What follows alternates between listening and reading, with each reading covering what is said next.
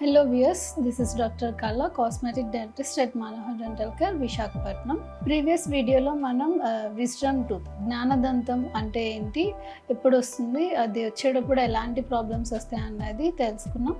ఈ వీడియోలో దాని ట్రీట్మెంట్ ఏంటన్నది తెలుసుకుందాం. సో జ్ఞానదంతం ప్రాబ్లం క్రియేట్ చేస్తుంది అంటే ఫస్ట్గా మనకి ఒక ఫుల్ మౌత్ ఎక్స్రే, ఓపీజీ అంటారండి, అది తీస్తారు మీ డెంటిస్ట్. అది చూసాక ఫస్ట్ ఆ టూత్ పొజిషన్ ఎలా ఉంది, అది వర్టికల్గా ఉందా, హారిజాంటల్గా ఉందా, లేకపోతే యాంగులేటెడ్గా ఉందా, అండ్ ఆ కింద నర్వ్ ఉంటుంది ఆ టూత్కి, ఆ నర్వ్కి ఎంత డిస్టెన్స్లో ఉంది, పక్క టూత్ని ఏమైనా డ్యామేజ్ చేస్తుందా అని అడ్జసెంట్ టూత్ రిలేషన్ చూసుకుంటారు. అండ్ వచ్చే టూత్ మీద ఎంత బోన్ కవర్ అయ్యింది, ఎంత టిష్యూ కవర్ అయ్యింది అని దెన్ సివియారిటీ అన్నది అనలైజ్ చేస్తారనమాట.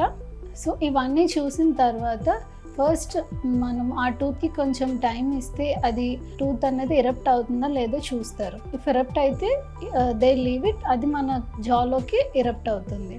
లేదు పెయిన్ ఎక్కువ ఉంది, స్వెల్లింగ్ ఎక్కువ ఉంది అంటే మనకున్న only option removal of the tooth అండి.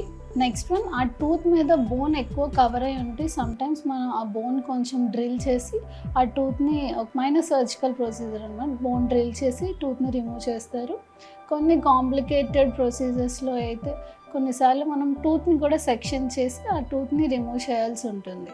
అండ్ ఇలా యాంగులేటెడ్గా వచ్చేటప్పుడు మన పక్క టూత్ని కూడా డ్యామేజ్ చేసి ఉంటాయండి.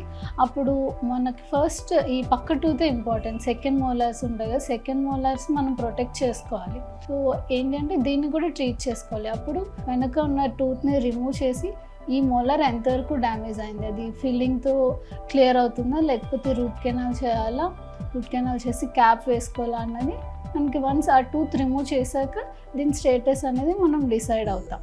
కొన్నిసార్లు అప్పర్ టూత్ బాగా బుగ్గలోకి వచ్చేసి ఉంటాయి కదండి, తినేటప్పుడు ఇబ్బంది పడుతూ ఉంటారు. ఆ టూత్ని కూడా రిమూవ్ చేసుకోవడమే ఆప్షన్. అండ్ నెక్స్ట్ టూత్ వచ్చేటప్పుడు దాని చిగురు రెడ్గా అయినప్పుడు కానీ అక్కడ ఫుడ్ ఉండిపోతుంది, మనకి టూత్ రావడానికి స్పేస్ ఉంది కాకపోతే చిగురే కవర్ చేస్తుంది అంటే కొన్నిసార్లు ఒక లేజర్ ద్వారా కానీ బ్లేడ్ ద్వారా కానీ ఆ చిగురుని కట్ చేస్తారండి, ఓపర్క్లెక్టమీ అంటారు. బట్ ఇది పర్మనెంట్ సొల్యూషన్ కాదు, టెంపరీ సొల్యూషన్. సమ్టైమ్స్ అది చేస్తే వచ్చేస్తుంది, చాలా వరకు అది రాకపోతే మళ్ళీ మనం సర్జికల్గా దాన్ని రిమూవ్ చేయాల్సి ఉంటుంది. అండ్ చాలామందికి ఇదొక డౌట్ ఉంటుంది, అది దంతం కదండి తీసేస్తే ఎలా తింటాము, తినడానికి అవుతుందా లేదా అన్నది.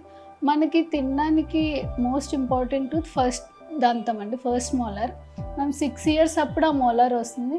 సో దాని మీద మనం ఎక్కువ తింటాం. తర్వాత దాని వెనక ఉండే సెకండ్ మోలార్, దాని మీద 20% దాని మీద తింటాం. సో ఈ 6 years ఏజ్ అప్పుడు వచ్చే మోలార్స్ని మనం చాలా జాగ్రత్తగా కాపాడుకోవాలి. ఆ 2 teeth మనం ఈజీగా తినగలుగుతాం.